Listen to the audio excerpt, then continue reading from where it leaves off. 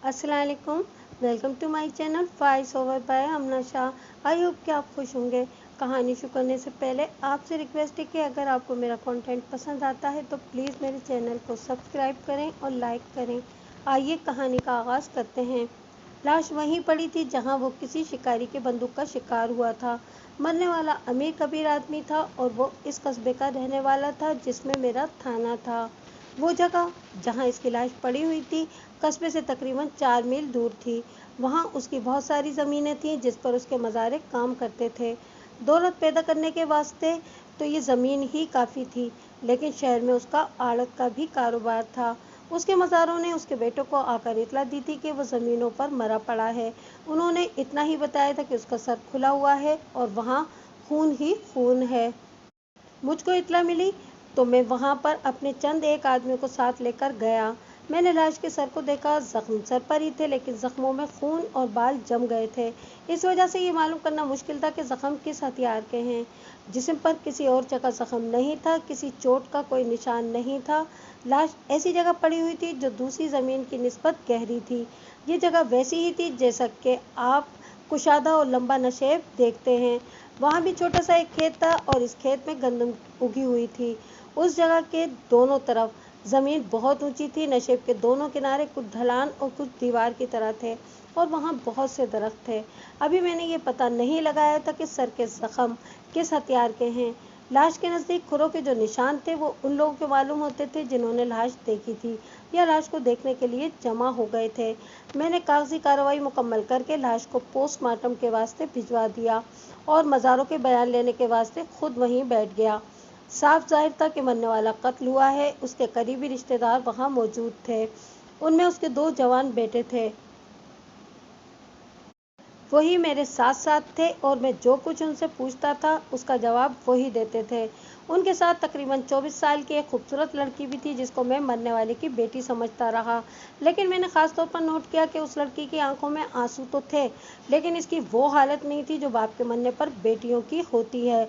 मुझको ये ख्याल भी आया कि ये मरने वाले की बहू होगी, लेकिन मैं ये सुनकर कुछ हैरान हुआ कि ये मरने वाले की बीवी है जो अब बेवा हो गई थी। ये पता लगा तो मेरे दिमाग में कुछ शकूक पैदा हुए। मरने वाला यकीनन कत्ल हुआ था, लेकिन ज़ख्म ऐसे थे कि ये पता नहीं लगता था कि हथियार कौन सा इस्तेमाल हुआ है। सामने पेशानी में 2-3 सुराख नज़र आए थे। इनसे मुझको ये शक हुआ था कि पीछे से शिकारी बंदूक का कारतूस इस पर चलाया गया है और इसके 2-3 छर्रे सामने से बाहर निकले हैं। अगर ये जख्म शिकार की बंदूक के कारतूस का ही था तो हो सकता था कि शिकारी ने नशेब के ऊंचे किनारे पर खड़े होकर किसी दरख्त की नीचे वाली टहनी पर बैठे हुए परिंदे पर गोली चलाई तो उसके छर्रे इसको लग गए। और अगर ये वारदात कत्ल की थी तो उसमें इस जवान लड़की का ज़रूर हाथ था जो मरने वाले की बीवी थी। ये जहन में रखें कि मरने वाले की उम्र 45 और 50 के दरमियान थी और ये लड़की उसकी तीसरी बीवी थी जिसके साथ उसने 2.5-3 साल पहले शादी की थी। आपने कत्ल की वारदातों में बहुत मर्तबा पड़ा होगा कि जहां बूढ़ा खामिन, जवान बीवी और जवान बेटा एक ही घर में इकट्ठे हो जाएं तो वहां इस तरह की वारदात होना अजूबा नहीं होता। मैंने पोस्टमार्टम रिपोर्ट का इंतज़ार करना था, लेकिन मैं इतना वक्त ज़ाया नहीं कर सकता था। मैं मरने वाले को अब मकतूल ही लिखूंगा। ये तो साफ जाहिर था कि उसने खुदकुशी नहीं की थी।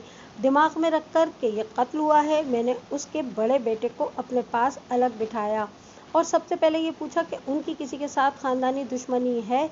नहीं, उसने जवाब दिया, कोई ख़ानदानी दुश्मनी नहीं। उनकी रंगीनियों की तफसील दरकार है। खूबसूरत औरत को देखकर खुश होते थे, उसने कहा, और अपने आप को जवान समझते थे।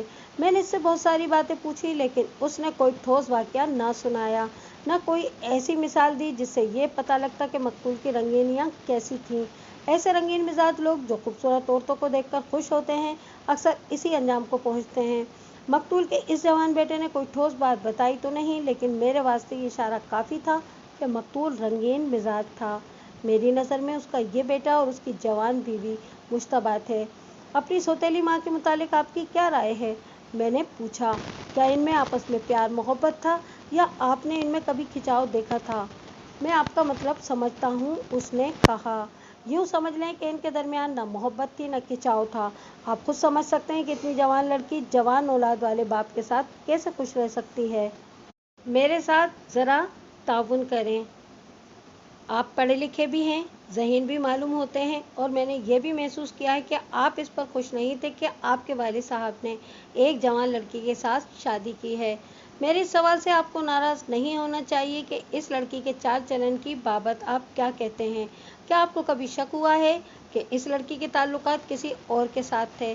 तकरीबन 2 साल पहले एक वाक़या हुआ था, उसने जवाब दिया। इसके बाद कोई ऐसी शहादत सामने नहीं आई। वो वाक़या क्या था? मेरी सौतेली माँ हमारे ही शहर की रहने वाली है, उसने जवाब देते हुए कहा। उनका महल्ला ज़रा दूर है। इनकी शादी को तकरीबन 1 साल हो गया है। एक रोज़ दिन के वक्त में बाहर से आया, दरवाज़ा अंदर से बंद था। मैंने दरवाज़ा खटखटाया। मुझको चूँकि इस लड़की पर शक रहता था, इस वास्ते दरवाज़ा मैंने आहिस्ता खटखटाया। शक तो मुझको इसी वजह से हो गया था कि दरवाज़ा अंदर से क्यों बंद था। मुझको मालूम था कि वालिद साहब ज़मीनों पर गए हुए हैं। आप हमारा घर देखेंगे, बहुत बड़ी हवेली है। दरवाज़ा न खुला तो मैं दूसरी तरफ से दीवार पर चढ़ा और सहन में उतर गया। उन दिनों मुझको खांसी लगी हुई थी। मैं खामोशी से इस लड़की के कमरे में जाना चाहता था, लेकिन खांसी आ गई जिसको मैं रोक न सका। मेरे खांसने के साथ ही लड़की एक कमरे से दौड़ती हुई निकली और कहने लगी कि खुदा का शुक्र है कि तुम आ गए हो। ये देखो, ये बदमाश ज़बरदस्ती अंदर आ गया और मुझको धमकियाँ देता है। मैं कमरे में जाने लगा तो उसी के महल्ले का एक नौजवान, जिसका नाम अशफाक था, अंदर से निकला। मेरी सौतेली माँ ने सख्त गुस्से की हालत में उसको गालियाँ देनी शुरू कर दी और मुझको कहने लगी कि इसका सर फाड़ दो। इसी से तो मुझे खुदा ने बचाया है। मैं एक हॉकी स्टिक लेने के लिए एक कमरे की जानिब दौड़ा और अशफाक बाहर को भाग गया। मैं हॉकी स्टिक उठाकर बाहर को जाने लगा तो मेरी सौतेली माँ ने मुझको आगे आकर रोक लिया। कहने लगी कि इसके पीछे ना जाना। जिसने इतनी दिलेरी की है कि हमारे घर में आ गया, अंदर से कुंडी लगा ली और मेरे ऊपर दस्तराजी की है, वो अकेला नहीं होगा। कल तुम्हारे अब्बा आ रहे हैं, इन्हें बताएंगे। ये तो हमारी बुज़दिली और बेगैरती थी कि चुप रहते। हमारे ख़ानदान की हैसियत ऊंची है, मामूली लोग नहीं कि अशफाक जैसे मामूली आदमी का इतना बड़ा जुर्म माफ़ कर देते। मेरा छोटा भाई भी घर नहीं था, लेकिन मैं अशफाक को छोड़ना नहीं चाहता था। मेरी सौतेली माँ ने ऐसे तरीके से मुझको रोका कि मैं उसकी बात मान गया। उसने ये भी कहा कि वो अपने भाइयों को भी बताएगी। दूसरे दिन की बजाय उसी रात को मकतूल ज़मीनों से वापस आ गया। उसकी ज़मीनें दूर नहीं थी, 4 मील का फासला था। मुझको ये भी बताया गया कि मकतूल महीने 1.5 महीने बाद ज़मीनों पर जाता था और हर बार 8-10 दिन वहीं रहता था। वहाँ उसने छोटा सा मकान बनाया हुआ था। मैं उसी मकान में बैठा हुआ तफ्तीश कर रहा था।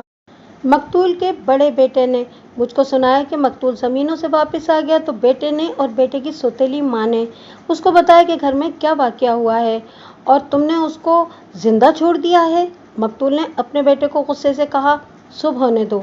इसे मैंने रोक लिया था। मकतूल की बीवी ने कहा, यह अकेला था और अशफाक बदमाश है। सुबह होने दो, मकतूल ने कहा, अब तो बहुत देर हो गई है। मकतूल की बीवी का नाम मकसूदा था और सूदी कहलाती थी। बड़े बेटे ने मुझको बताया कि सूदी ने मकतूल को कहा था कि इस मामले को यहीं दबा दे, सारे शहर में अपनी ही रुसवाई होगी। लेकिन मकतूल इतना भड़का हुआ था कि उसने सूदी को भी और अपने बेटे को भी बेगैरत कहा और उसने वो रात गुस्से में गुजारी। मकतूल का एक और बेटा भी था जिसकी उम्र 16-17 साल थी। वो तो बाप से भी ज़्यादा गुस्से में था। मकतूल ने अशफाक के बाप को जाकर शिकायत न की कि उसके बेटे ने ये हरकत की है, बल्कि अशफाक को अपने 2 आदमियों से बहुत पिटवाया। उन्होंने अशफाक को बाजार में पकड़ लिया था। मकतूल उनके साथ था या उनकी इत्तला पर आ गया था। इसके बाद अशफाक का बाप मकतूल के पास गया और गिला किया कि उसके बेटे को मारा पीटा गया है। मकतूल ने उसकी भी बेइज्जती की और उसको बताया कि उसके बेटे ने क्या किया है। उसके बाद मकतूल के दोनों बेटे अशफाक के पीछे पड़ गए। लोगों ने बीच बचाव कर दिया और अशफाक इनके हाथों ज़दोकोब ना हुआ। ये बात सारे शहर में उड़ गई कि अशफाक मलिक रहमतुल्लाह के घर में घुस गया था। अशफाक भी तो कुछ कहता होगा। मैंने कहा, कुछ भी नहीं। मकतूल के बड़े बेटे ने कहा, वो हर किसी की लानत मलामत सुनता था और चुप रहता था। क्या वो वाकई बदमाश है? मैंने पूछा। ऐसा बड़ा बदमाश भी नहीं था, उसने जवाब दिया। जिंदा दिल और दिलेर जवान है। उसने कुछ तो कहा होगा। मैंने कहा, लोग उससे पूछते होंगे और वो कुछ तो कहता होगा। ये तो ज़रूर कहता होगा कि अपनी बेइज्जती का बदला लूँगा। वो आपका नौकर या मज़ारे तो नहीं है कि आपकी मार पिटाई हर चीज़ को बर्दाश्त करेगा और दुबक कर बैठ जाता। उसकी बात आप तक पहुंचाने वाले आपके दोस्त थे, दूसरे लोग थे।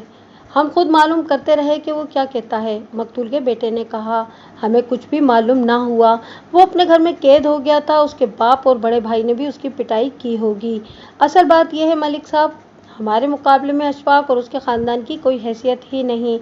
हैसियत है या नहीं, मैंने कहा, उसने बहुत बड़ा जुर्म किया है। इतनी ऊंची हैसियत और ताकत रखने वाले घर में दाखिल होना और घर की इज्जत पर हाथ डालना इतनी ज़्यादा हिम्मत और जुर्रत का काम है जो कोई मामूली आदमी नहीं कर सकता।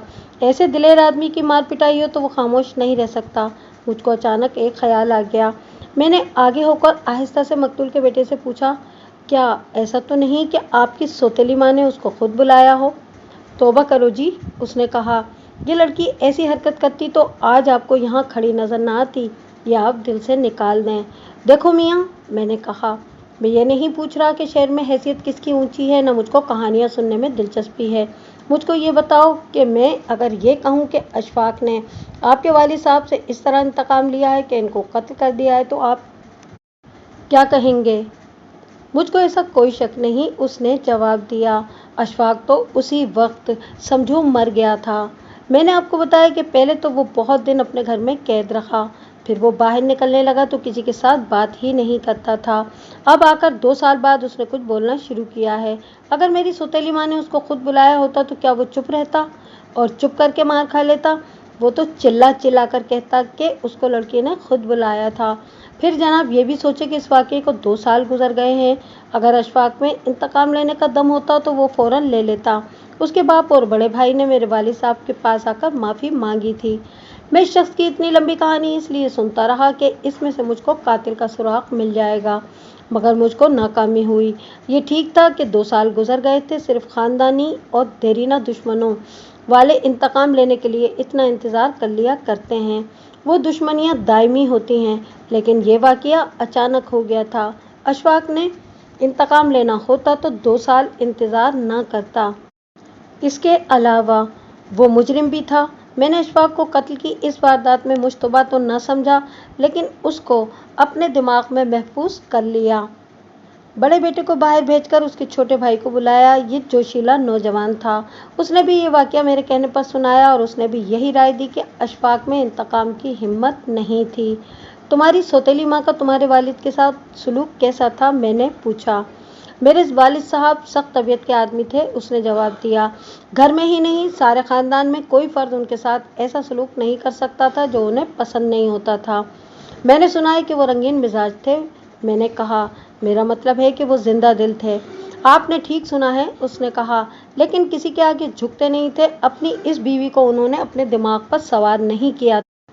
क्या इस पर रोब झाड़ा करते थे, मैंने पूछा। कभी कभी, उसने जवाब दिया। उमूमन किस बात पर, मैंने पूछा। क्या वो कोई ऐसी वैसी हरकत करती थी, अपने माँ बाप के घर ज़्यादा जाती थी? कोई ख़ास बात नहीं हुई थी, उसने जवाब दिया। उसे अपने माँ बाप के घर जाने से मेरे वालिद साहब ने कभी नहीं रोका था। वो इन्हें बताकर चली जाती और आ जाती थी। दूसरे महल्ले में ही उनका घर है। मैं मकसूदा का चाल चलन मालूम करना चाहता था और मैं ये मालूम करने की भी कोशिश कर रहा था कि इन दोनों जवान सौतेले बेटों के साथ मकसूदा के ताल्लुकात कैसे थे। मैंने देखा कि ये नौजवान बच बच कर जवाब देता था। उसकी किसी बात से मुझको शक हो जाता और किसी बात से शक रफ़े हो जाता। मैंने मकतूल के घर के हालात दूसरे ज़रियों से मालूम करने थे। मकसूदा को बुलाकर उससे कुछ बातें पूछी। मैं उससे ये तवक्को नहीं रख सकता था कि वो अपनी बाबत मुझको पोशीदा बातें बता देगी। मैंने उसको कहा कि 2 साल पहले वाला वाक़या याद दिलाया तो उसने उसी तरह सुनाया जिस तरह मकतूल के दोनों बेटों ने सुनाया था। मकसूदा, मैंने कहा, मैं जानता हूँ तुम्हें अपने खाविंद के मरने का कोई अफसोस नहीं। मैं सिर्फ ये पता लगा रहा हूँ कि उसका कातिल कौन है। तुम किसी पर शक करती हो? मेरा शक किसी पर भी नहीं, उसने जवाब दिया। मुझको उनके मरने का बहुत अफसोस है। झूठ ना बोलो मकसूदा, मैंने कहा। मुझको उसके साथ कोई दिलचस्पी नहीं कि तुम्हें अफसोस है कि नहीं। मुझको ये बताओ कि तुम्हारा खाविंद अपने बेटों में जायदाद तकसीम तो नहीं कर रहा था? नहीं, उसने जवाब दिया। न बेटों ने कभी मुतालबा किया था, न बाप ने कभी सोचा था। इनका बाप कैसा आदमी था? अच्छा था, उसने जवाब दिया। मैं कुछ और पूछ रहा हूँ, मैंने कहा। सुना है उसके ताल्लुकात दूसरी औरतों के साथ भी थे। ज़रा सोचो मकसूदा, मैं कातिल को पकड़ना चाहता हूँ। मुझको शक है कि तुम्हारा खाविंद किसी औरत के पीछे मारा गया है। मुझसे कुछ भी नहीं छुपाओ। मैं कैसे छुपा सकती हूँ जी, उसने कहा। ये तो सभी जानते हैं कि उनके ताल्लुकात एक बदमाश औरत के साथ थे। उसका खामिद मरीज सा आदमी है और इस औरत के 2 भाई हैं। मुझको औरतों ने बताया था कि मलिक साहब उसके जाल में आए हुए हैं। ये औरत जवान भी है और खूबसूरत भी है। कई बार मेरे घर आई है। बहुत चालाक औरत है। ये वही औरत थी जिसका जिक्र मकतूल के बड़े बेटे ने किया था। तुमने अपने खामिद को इस मामले में कुछ तो ज़रूर कहा होगा। मैंने कहा, ज़रूर, सिर्फ एक बार कहा था, उसने जवाब दिया, लेकिन उन्होंने मुझको डांट दिया था। इसके बाद मैंने नहीं कहा। मैंने उसके साथ हमदर्दी की बातें शुरू कर दी कि उसको एक बूढ़े आदमी के साथ बांध दिया गया है। एक तो वो बूढ़ा है और उसके साथ वो बदकार भी है। मैं बात करनी जानता था। ये तो नातजुर्बेकार लड़की थी। इस पर मेरी बातों का जादू चल गया। मेरी हमदर्दी ने उसके आंसू निकाल दिए। ये मेरे वास्ते कोई अजीब बात नहीं थी। वो अपनी उम्र से दुगनी उम्र के आदमी की बीवी बना दी गई थी। उसको हमदर्दी की ज़रूरत थी। मैंने उसको इतना मौम कर दिया कि वो खुद बोलने लगी। मैं उसको और ज़्यादा भड़काता गया। मैं उसकी बातों से सुराग लेना चाहता था, लेकिन वो कुछ और तरह की बातें कर रही थी। मैं ये भी देख रहा था कि लड़की में चालाकी और फरेबकारी कितनी कुछ है। मुझको उसमें ऐसी कोई मशकूक बात नज़र नहीं आ रही थी। वो मकतूल की ज़ात की लड़की नहीं थी और लड़की की ज़ात छोटी भी नहीं थी, और उसका ख़ानदान माली लिहाज से मकतूल के मुकाबले में बहुत नीचे था। मकसूदा ने साफ बताया कि मकतूल उसके माँ बाप पर बहुत मेहरबान हो गया था और उनको वो वक्तन फ़वक्तन पैसे देता रहता था। आप ये समझ लें कि मकतूल ने इस लड़की को ख़रीद कर अपनी बीवी बना लिया था। इस लड़की की बातों से पता लगता था कि यहाँ मामला उलट है। वो इस तरह के आमतौर पर बूढ़े खामिदों की नौजवान बीवियाँ खामिदों पर गालिब आ जाती हैं। खामिद अपनी कमज़ोरियों को समझते हुए नौजवान बीवियों के ज़न मुरीद बन जाते हैं और उनकी हर फरमाइश और ख्वाहिश पूरी करते हैं। ऐसी बीवियां अपने बूढ़े खामिदों की आंखों में धूल झोंक कर किसी जवान आदमी को अपना दरपर्दा साथी बना लेती हैं। लेकिन मकसूदा का केस उलट था। खामिद ने उसको ज़रख़रीद लौंडी बनाया हुआ था। घर में इस लड़की की यही हैसियत थी। उसने अपना मन मार लिया था। आपने ठीक कहा था। मुझको मलिक साहब के मरने का ज़रा भी अफसोस नहीं, उसने कहा और मुझसे पूछा, क्या आपको पता लगा है कि उसको किसने मार दिया है? यही पता लगाने की कोशिश कर रहा हूँ, मैंने कहा, और अपने ख्याल के मुताबिक उससे पूछा, तुम अब क्या करोगी? अपने माँ बाप के पास चली जाओगी? फिर ज़ाहिर है शादी कर लोगी।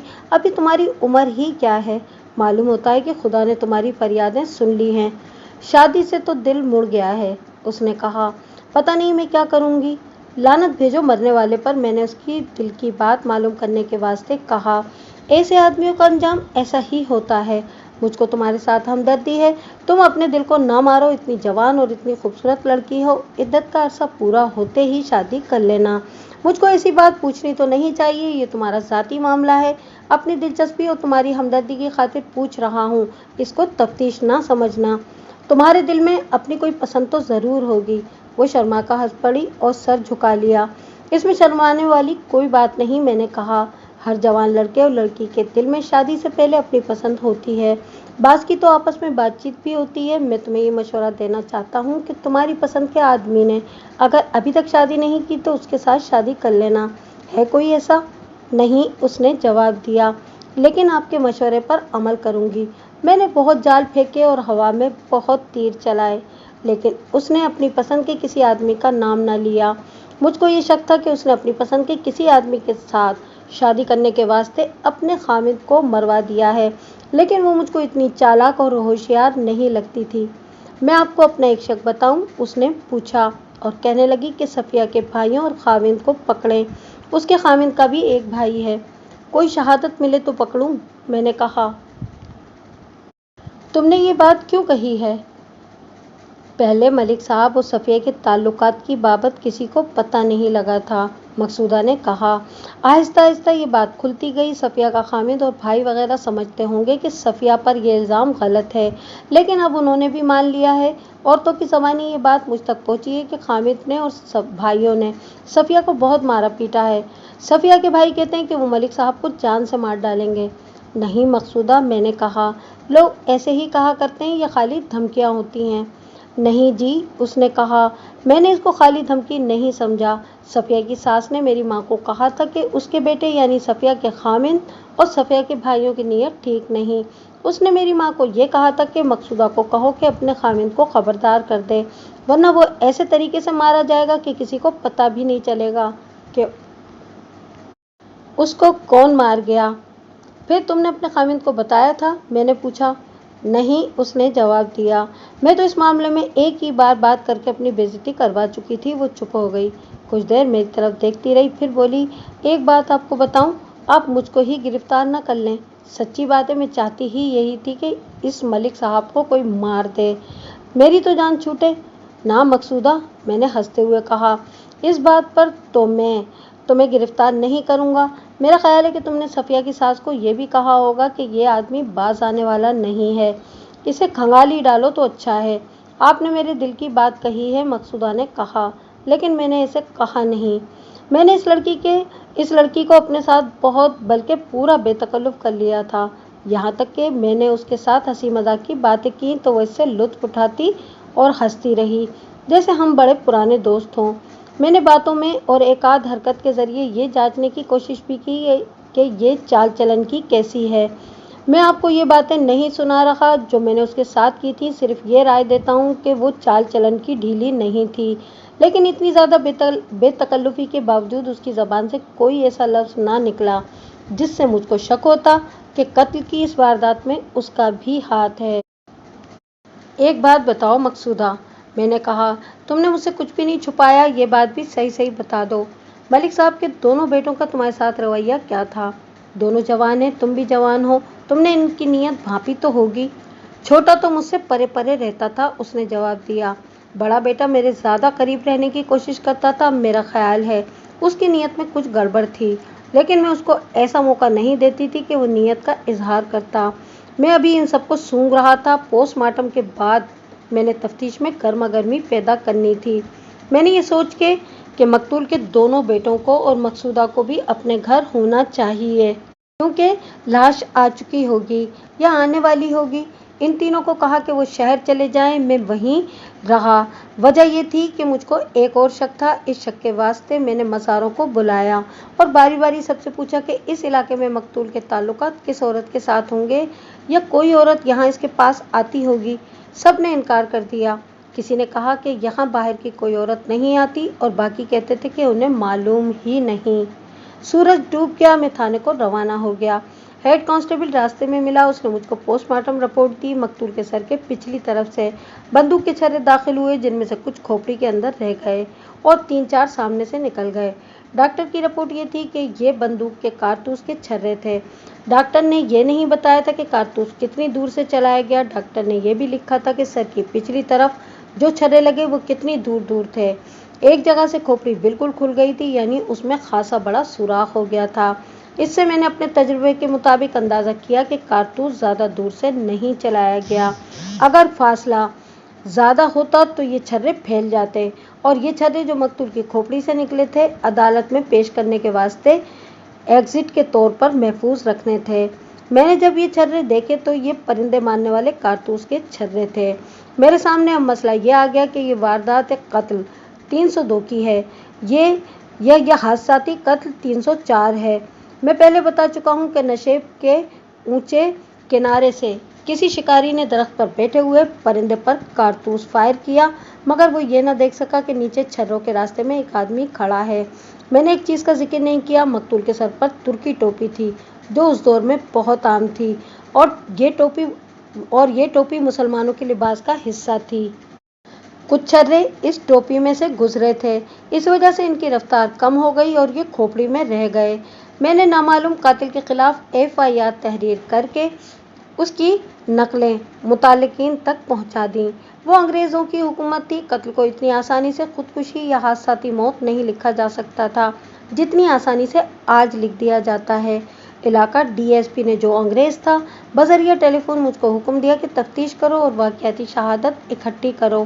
اگر ذرا سا بھی شک ہوتا ہے کہ یہ قتل کی واردات ہو سکتی ہے تو اس کی قتل عمد کی واردات سمجھ کر تفتیش جاری رکھو۔ میں نے غور کیا تو مجھ کو واقعاتی شہادت نظر آنے لگی، پھر یہ وجہ بھی نظر آنے لگی کہ میں جو ایک سب انسپکٹر تھا یہ فیصلہ کرنے کا خطرہ اپنے سر مول نہیں لے سکتا تھا کہ یہ حادثاتی موت ہے۔ مقتول کا رنگین مزاج ہونا، غیر عورتوں کے ساتھ تعلقات اور اس عمر میں گھر میں نوجوان بیوی کی موجودگی اچھی خاصی واقعاتی شہادت تھی۔ میں نے اس جگہ کے ارد گرد اچھی طرح دیکھا تھا جہاں سے لاش ملی تھی۔ یقین کے ساتھ نہیں کہا جا سکتا تھا کہ مقتول اتفاقیہ طور پر کسی شکاری کے چھروں کے راستے میں آ گیا تھا۔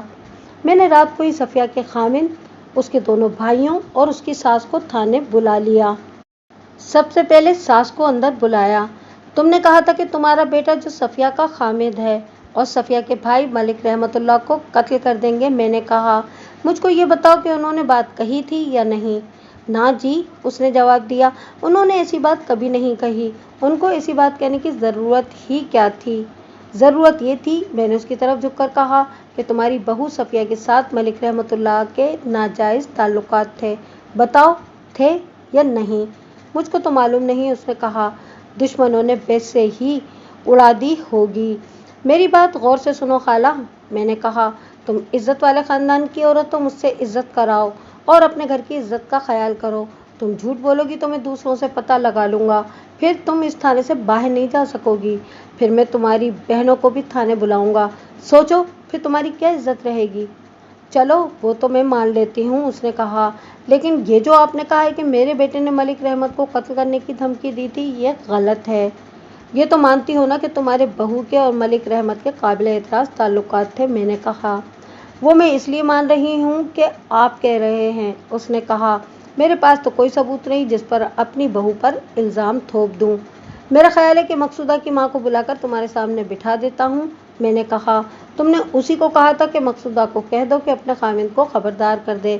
تمہیں اپنی عزت کا ذرا سا بھی خیال نہیں؟ اگر اپنے بیٹے کو پھانسی سے بچانا چاہتی ہو تو صحیح بات بتا دو۔ آپ کیا چاہتے ہیں؟ اس نے کہا، کیا میں یہ کہوں کہ ملک رحمت کو میرے بیٹے نے قتل کیا ہے؟ وہ آج دن کو قتل ہوا ہے نا، میرا بیٹا تو سارا دن گھر میں رہا ہے۔ اس عورت نے مجھ کو تھوڑی دیر پریشان کیا۔ آخر اس نے اپنی بہو صفیہ کو برا بھلا کہنا شروع کر دیا۔ اس نے پہلے اس لیے انکار کیا تھا کہ وہ ڈرتی تھی کہ میں اس کے بیٹے کو قتل کے جرم میں گرفتار کر لوں گا۔